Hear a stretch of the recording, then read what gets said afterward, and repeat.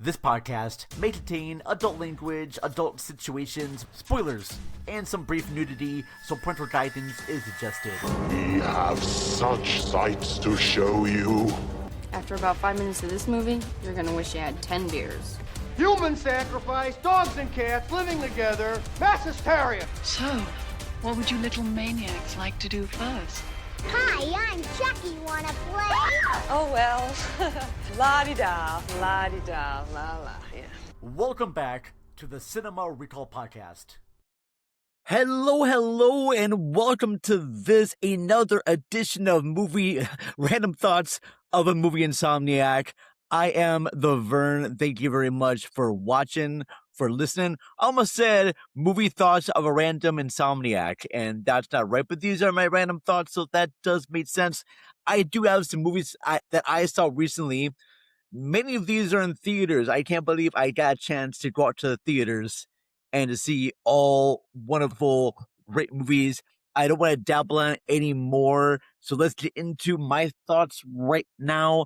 The first movie that I watched, and I got to see this with a bunch of friends. It was a fun time indeed. This is Send Help, the latest from Sam Raimi. Let's look at that trailer. From the mind of Sam Raimi, Feeling kind of funny? director of The Evil Dead. You are stuck with an awful boss, just like I was.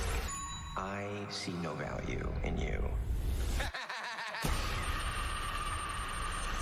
Comes the most terrifying No help is coming.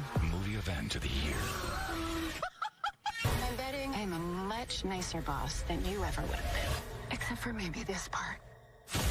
Send Help, rated R. All right, Send Help has Rachel McAdams and Dylan O'Brien in one of the most fun horror films Sam Raimi has made since Drag Me to Hell. In fact, this may even go with this Evil Dead trilogy. This was a lot of fun. In this movie, you have Rachel McAdams going against type, playing this very mousy worker at this office, and Dylan O'Brien is the boss from hell who basically, I wouldn't say, yeah, he makes fun of her. He makes her feel small, but she's really good at her job, and he asks her to come with him to this trip because he cannot run this business without her. Anyways, their plane crashes, they land on an island, and now the tables have turned because she knows exactly how to survive in this environment, and he does not. But he still thinks that just because he's her boss, that she'll just do whatever he says. And it doesn't work out that way. There are some fun twists and turns in this movie. And what I love best about this is that each of these characters, you don't quite know exactly where they are coming from. Like, your opinions about them change as the movie goes on. And I love features where you're rooting for somebody and then you're like, hold on, I'm not rooting for them. Or they'll take people that you don't like, but then they do something that makes you like them. So there's a lot of twists here. Shout out to my buddy Taylor Cisco, because after we watched this movie, he says that this is Regina George after Mean Girls. All right. I don't know if that's true or not. You'll have to let me know if that's true. But my buddy Ashley, all right, watched the movie with her, and her eyes were like, oh my gosh, are they going to go there? Are they going to go there? Oh my gosh, I can't believe they go there.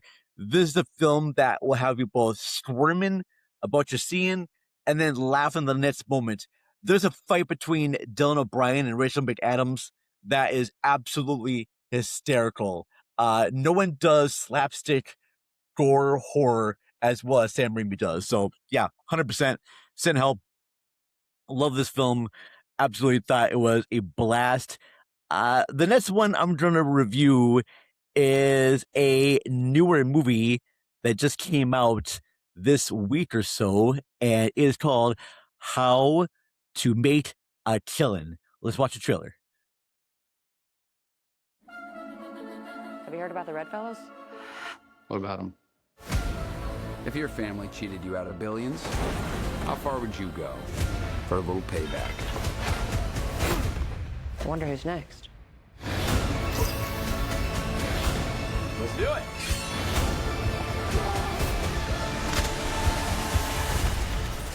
If I were you, I might be nervous.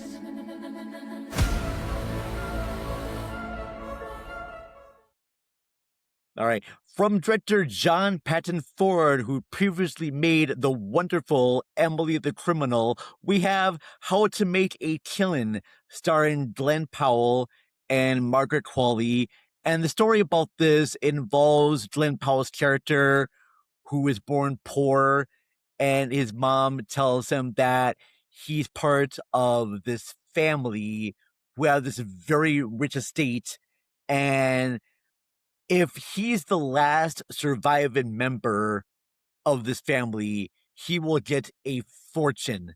So what he does is he decides to kill off the competition so he can inherit the money. Now, interesting premise. This was a remake of an older movie, Kind Hearts and Corin Arts. Thank you to Howard Kastner of Pop Art for letting me know about that original. I'll check that one out soon. The issue I have with this one, and I should watch the original, is that you know right away the ending of what happens because the movie begins with him in jail and he's narrating about how he got there. And it does make some slight changes from that. But here it is, folks. My issue I have with this movie is that you have a character who's killing off his family members. And these are supposed to be really like the worst of the worst rich people. So it should be a story about a regular guy going against these despicable people. The issue is that they do not make his other family members despicable enough, and they make our lead character a little bit too likable. All right. Handsome guy, charming. The only character I liked in this was Margaret Qualley, who plays another member of the family who wants the money more than Glenn Powell's character. And she plays the perfect femme fatale. Margaret Qualley is absolutely, just amazing in this movie. And her legs, my God, Margaret Qualley's got some of the best legs in the business there. So, and it wants to be, I feel like with this movie, it doesn't know the tone that it wants. It either wants to be a dark noir drama or a goofy dark comedy. And I wish it was just like one tone over the other. Yeah, there's a lot of like missed interpretations with this one here, folks. And it's fine, but not really. Yeah, it's a tough one to say, because if it would have known it tone at once, I would have enjoyed this more. I know on Letterboxd, I think I rated this a 3 stars because it's perfectly applicable. It's average. I think the issue I have with the movie is that it's just really average. But Margaret Qualley does put this up. Catching a camera appearance from Ed Harris in this movie, he does a good job too. Yeah, the cast in this is fine. It's just the story itself is not really that interesting. I don't care if he gets the money. That's what it is, folks. I do not care if Glenn Powell's character gets this money or not. I wish they made the rich people he's hunting to be more pathetic. In fact, I want to have this. I want to have a story where he's trying to kill these people, but he never gets to do it because these rich people are so stupid, they end up killing themselves. So he never actually gets a chance to actually do the killing. So, yeah, it's a dark comedy, but there should have been more comedy with this one. All right.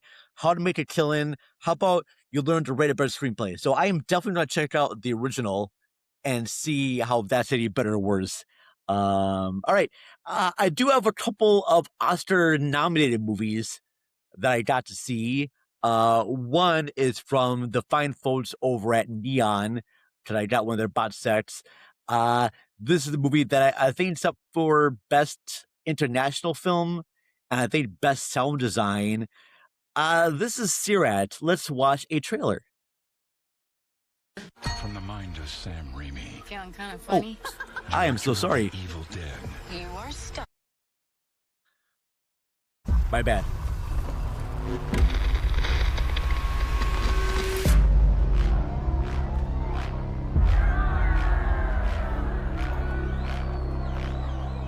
You know this girl?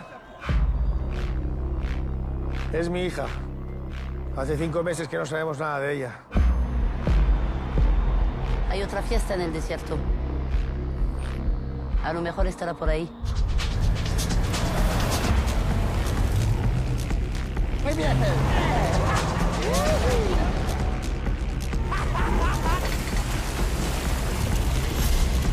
¿Nos estáis siguiendo? Yo creo que tú no has entendido dónde te está metiendo, ¿eh?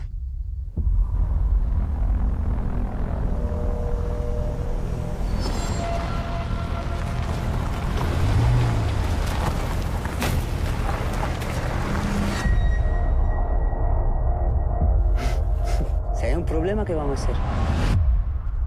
No nos queda otra. Pues no echas de menos a tu antigua familia. No mucho. Me gusta más mi familia de ahora.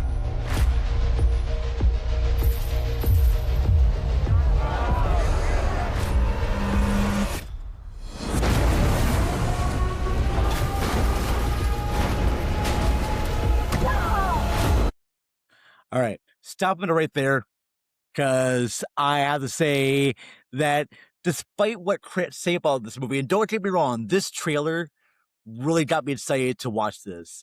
Siriat is from director Oliver Latz. This is the first time I ever heard about this filmmaker. And the story of Siriat, it involves this father and son on the search to find his daughter and little kid sister.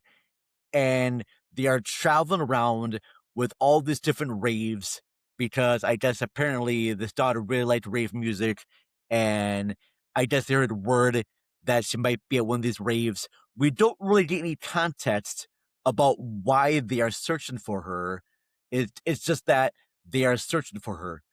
And they meet up with these other ravers, and you think that just because of how aloof they are in when to help this family, that they are somehow involved in the daughter's disappearance.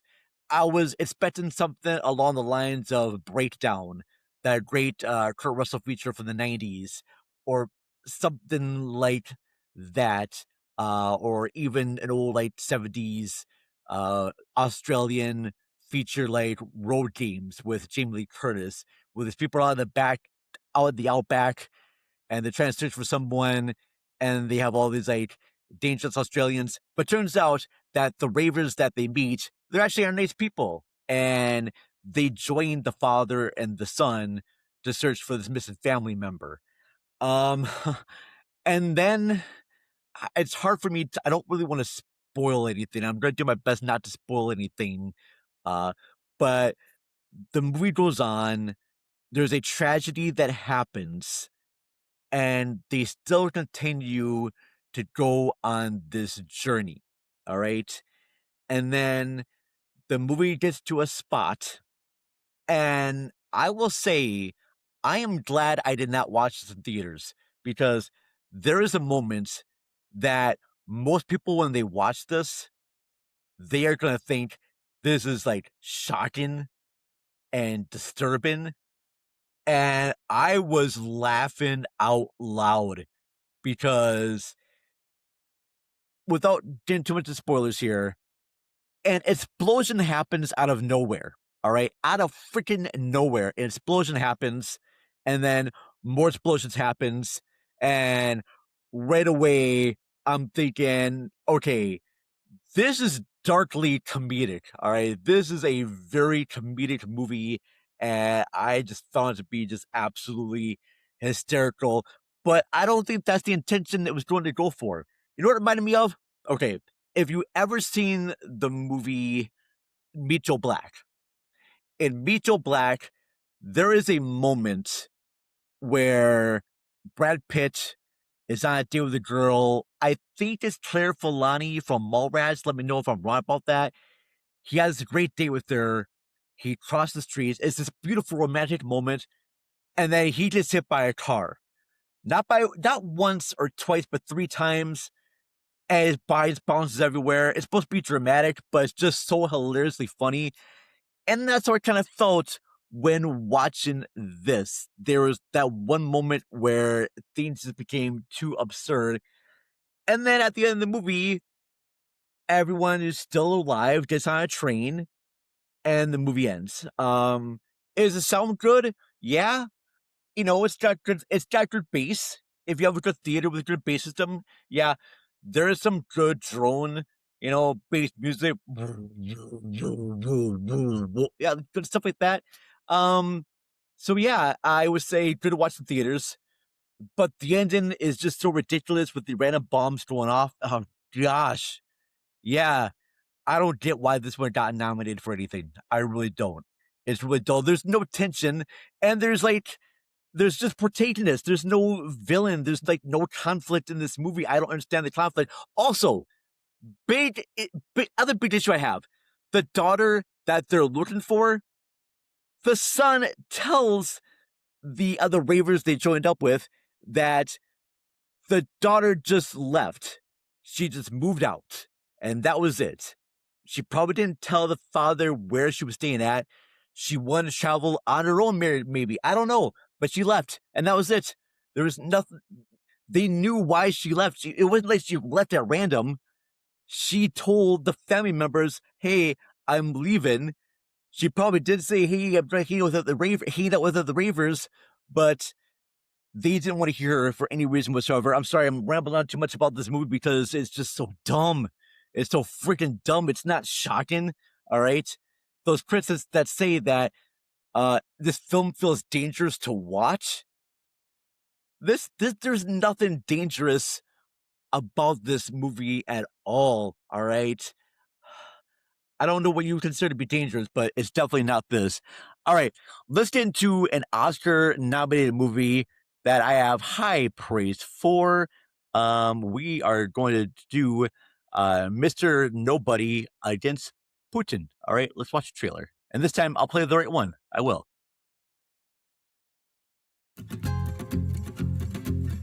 Привет, это я. Я работаю педагогом-организатором в Карабашской общеобразовательной школе номер 1, а также по совместительству школьным видеографом. Передадим большой привет в камеру.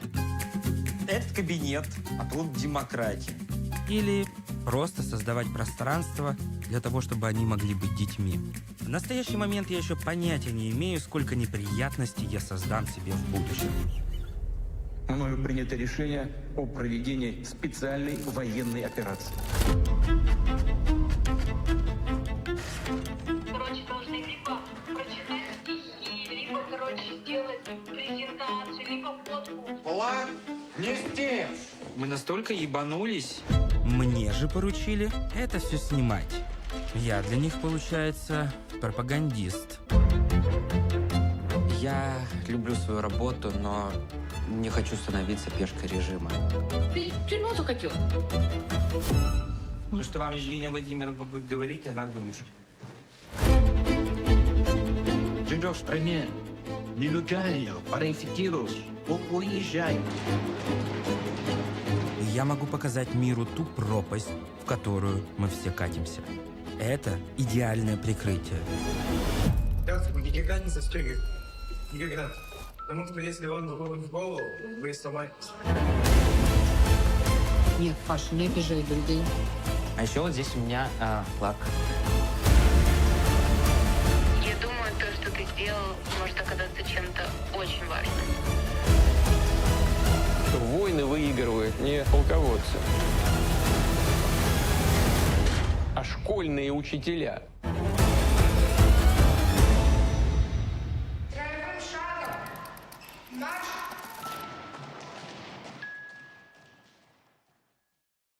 All right. So, Mr. Nobody against Putin really surprised me. It was really good. It's a story of a teacher named Pasha out in Russia. When Putin started his war against Ukraine, he wanted all the schools to basically teach this propaganda that war's good, Russia's good, Ukraine's bad. And this is the true thing. You actually have teachers teach students this. And these are kids not older than 10 or 11. And Putin wants to indoctrinate these kids to like war and want to be in war. And Pasha, this homeschool teacher, says no. And he gets hired from a member of the BBC, David Bornstein, to shoot footage of this indoctrination. And it is haunting. It is strangely funny, but darkly funny, where it shows actually members of the army having events where children are taught how to throw grenades and how to load a gun properly and how to march properly without even giving them the choice if war is good or not. It's fascinating stuff. And in fact, I'm sure that if Trump had his way, he'd want to have a school like Putin has his teachers and students doing. There's one moment where this one teacher idolizes a lot of like Stalin's coworkers, the same of Stalin's coworkers that hunted and killed who thought was a traitor to his country. They're like journalists and reporters, but these are people that this one teacher idolizes. He idolizes the members of Stalin's armies that want to kill these people. And he ends up getting like this big award that Pasha wanted instead. It's just very fascinating documentary. I was very blown away by this. I do have my thoughts in a much more organized manner on our website, cinemarecall.net. So you can definitely see that. But yeah, this was fascinating. I said in my review too, it kind of reminded me a little bit of Salo or 120 Days of Sodom, but just without any of the really reprehensible acts that happen in that movie. Because what the fascists do to kids in that movie is not too different from what they're doing to kids in this movie. But while that one is a fictionalized story about fascism, this one is a real account of fascism being displayed on our kids. So as disturbing as Salo is, and it is a disturbing movie about fascism, it's a fictional fantasy movie, whereas this one, it's a real document. And I found this one, the Mr. Nobody Against Putin, to be more disturbing, but this one does have the happy ending. This one shows that there actually can be help and hope for not only the students, but the teachers who are brainwashed into this type of thinking of the asshole Putin and any other like fascist leader like we have here in our country right now with Mr. Trump. Thank you very much. So yeah, I hope everyone gets a chance to see this one. I know it's playing over at the Heights, not the Heights, sorry, the main theater, they do to the Minneapolis St. Paul theaters, the main theater right there, Minneapolis St. Paul Film Board. Yeah, check this whenever you can. I think it might come to Netflix. If it comes streaming, go see that, because yeah, I was really surprised and really blown away by that. All right, folks. Now I'm going to come to a movie that is going to have a lot of people divisive on it. All right. We're going to do Wuthering Heights from Emerald Fennell. Let's watch a trailer. Tighter. You loved me. You loved me. Then what right had you to leave me? Tighter. You betray your own heart. And in breaking it, you've broken mine. Tighter, Nellie, but you will not breathe. Tighter. Tighter. Tighter. Wuthering Heights, rated R, now playing only in theaters. All right, I should tell you this. I have not seen any adaptation of this book. It's clear I have not read the book. My only familiarity with Wuthering Heights is the wonderful song from Kate Bush. Can't play almost played it from Kate Bush. I knew the song Wuthering Heights from Kate Bush. Love that song. Incredible. This version, directed by Emerald Fennell, who also wrote the screenplay, is getting some sort of like backlash. I'll get into that. But look, I will love Emerald Fennell forever because she directed Promising Young Woman, and that movie is absolutely amazing. I love Promising Young Woman so much that I will watch any movie she makes, even if it's not good. Her last feature, Saltburn, is a movie I need to watch again. I wasn't into it the first time I watched it, but I may check it out. This version of Wuthering Heights has Margot Robbie and Jacob Elordi, and there are these two kids who are poor, and they grow up, and it's clear that they both love each other or appreciate each other very much. He loves her, but yet she marries someone else, and she does so. She tells one of her friends that she's going to marry this guy because if she marries Heathcliff, nope, not that Heathcliff, another Heathcliff. If she marries Heathcliff, it'll be beneath her. But they end up having this affair, and these are two people who are so obsessed over each other that they treat everyone else around them like crap.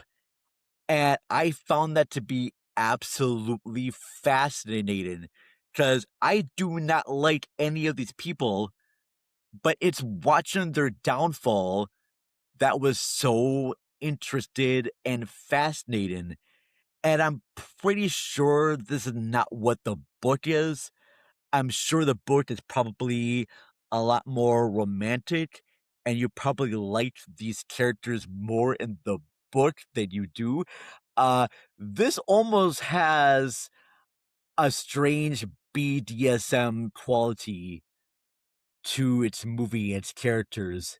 And also, it very much subverts your expectations. At the very beginning of the movie, before you see any imagery, you're hearing this sound, which sounds like a bed creaking, and you're hearing some like moaning going on, and it sounds very loud. It sounds like someone's masturbating, and then when you see the first image of the frame, it's a guy being hung. All right, but he's also like aroused by being hung. So there's like that element, and there's a scene where Heathcliff has a woman in a dog collar and making her behave like a dog. And he even tells her, it's like, I'm going to be thinking about another woman while I'm with you. Do you want me to stop? And she doesn't because she's attracted to him. I had to pull my notes here because the actress who plays, there's one actress that plays, I guess, the sister. So when Margot Robbie's character gets married to a famous person, he has a daughter there. Alison Oliver is the actress name, and she's the woman that's in the dark color, but she is absolutely great. Alison Oliver is like probably even better than Margot Robbie or Jacob Elordi. The backlash for people who have read the book, and I guess people who have read the book have got a backlash against the movie, and I get that. All right. This reminds me, so Emerald Fennell's Wuthering Heights is probably getting the same backlash that Stanley Kubrick did when he adapted Stephen King's The Shining. Because when The Shining first came out in 1980, people hated it. They did not like what Stanley Kubrick did for Jack Torrance and Wendy and the characters in that book. And they thought that Jack Nicholson was not a right fit to play that role. I'm thinking that it's the same thing for Emerald Fennell's Wuthering Heights. because she does not make Catherine in this movie sympathetic at all. She is mean to everyone else around her. She's even mean to Heathcliff at sometimes too, and then Heathcliff is mean to her. And they're just playing all these like games from childhood that have been developed into adulthood. So yeah, in a few years' time, people will probably reevaluate this as being like a masterwork, and they will love it probably even more than the book.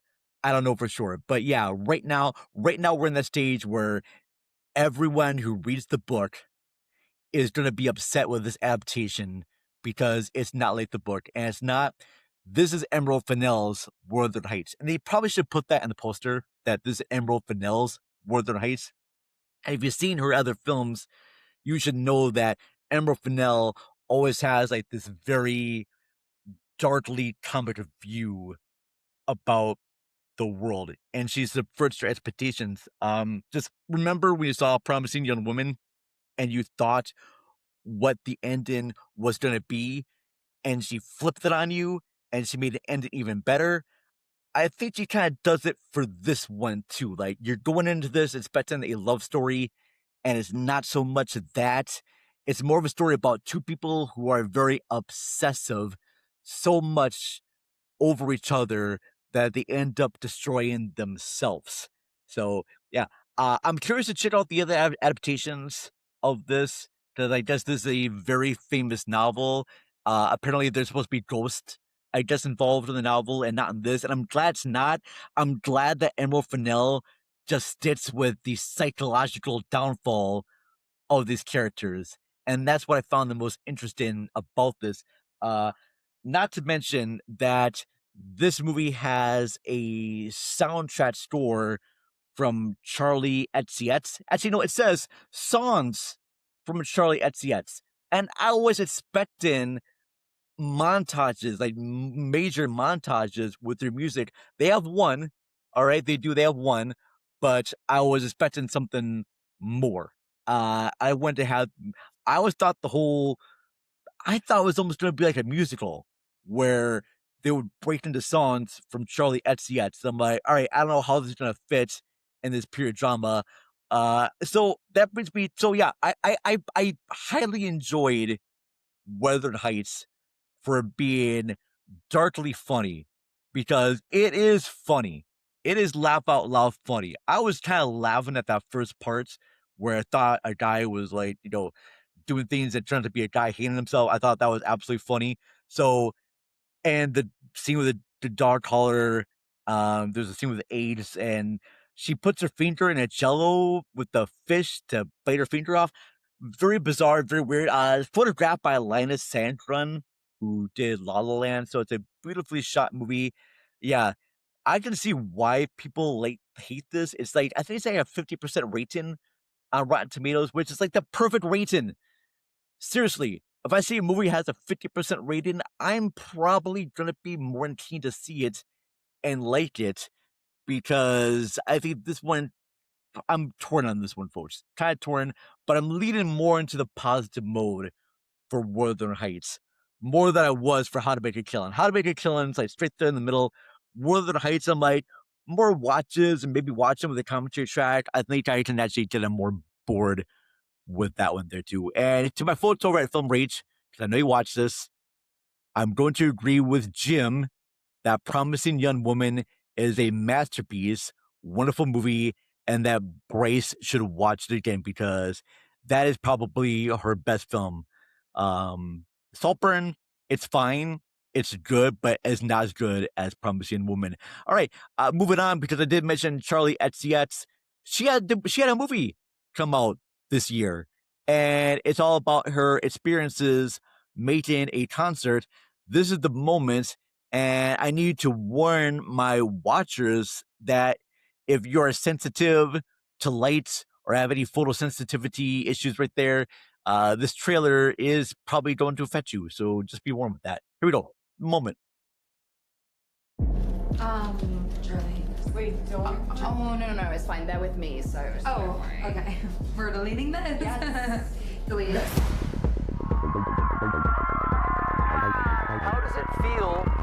have claimed a whole summer. Not many people can say that they've done that. Yeah, I mean, it just kind of happened. Is it weird when I do that? No, I like it. You sure? Yeah. I've built this tour up to be this massive thing. Run it from the top. Is it kind of painful? When I felt like people started to care about me. You saved my life, and I drew this picture of you. Oh, thanks. Nothing else mattered. They're not gonna die after an album cycle. I might. Nothing was more important than Brad. It was a fucking disaster. Sorry. Is that me? That's supposed to be you. Yeah.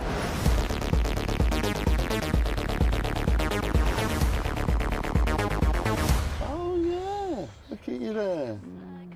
Oh, look how different you look there.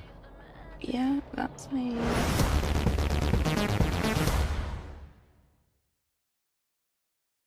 All right. The Moment. Oh.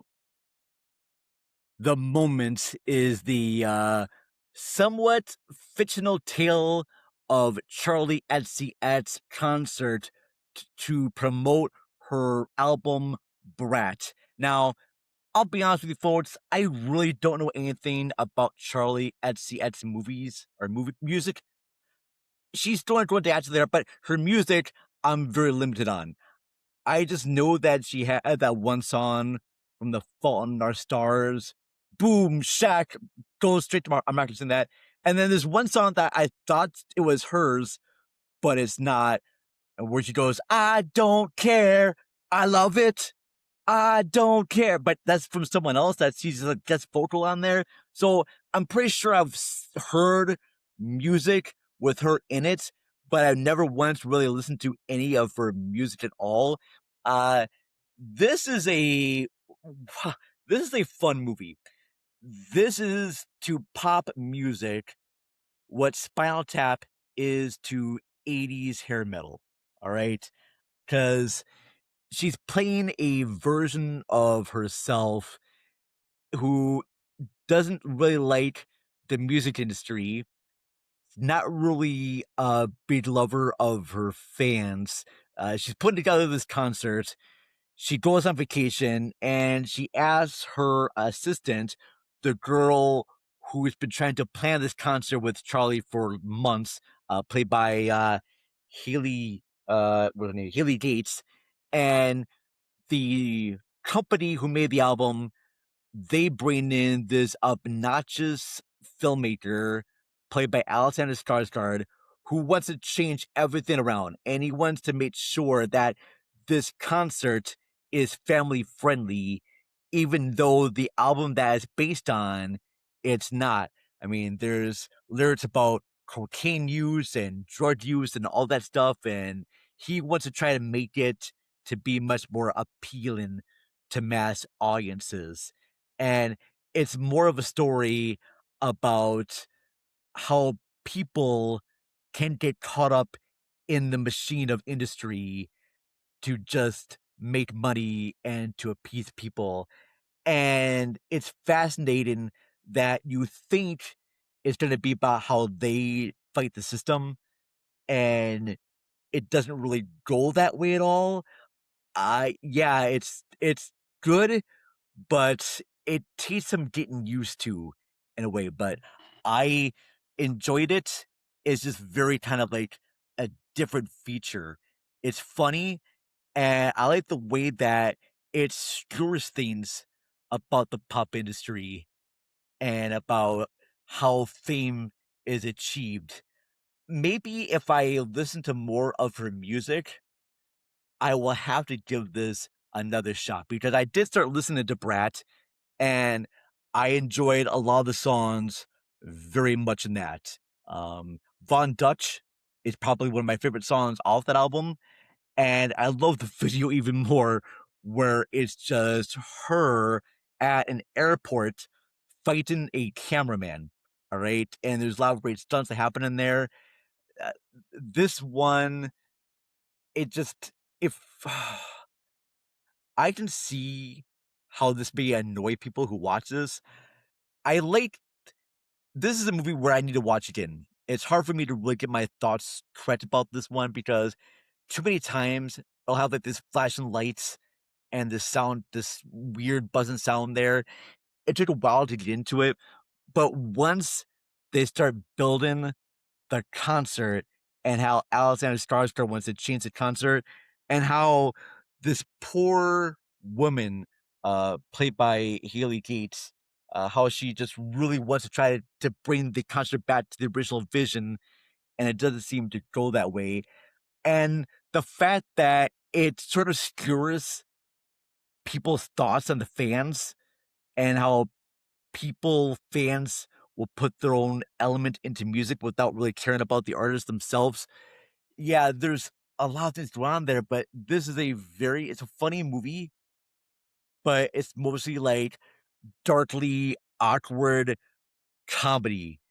Yeah, I'm over the place in this one, folks. The Moment is a movie that I need to rewatch again because right now my thoughts don't seem to make much sense with this, and I apologize.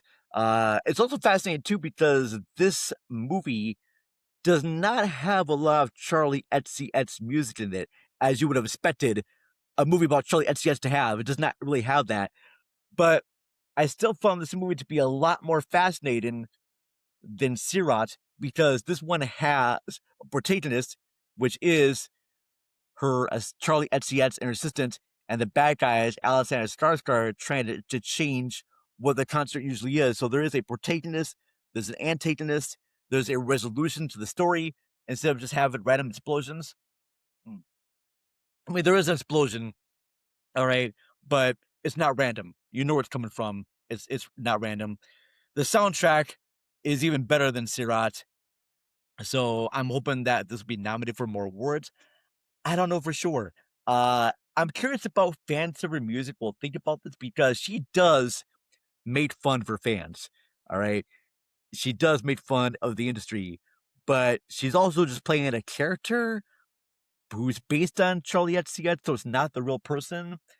And will people just think that she's being ironic? I don't know. I really don't know. But I had fun with this.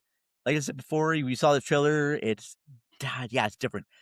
Anyways, folks, that's all I got to say right now. The Moment.